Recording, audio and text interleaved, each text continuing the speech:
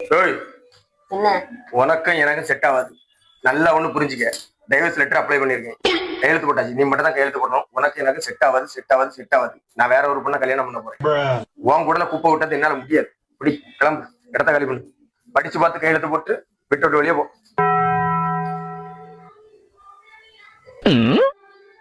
இதான் உங்க முடிவா? ஆமா.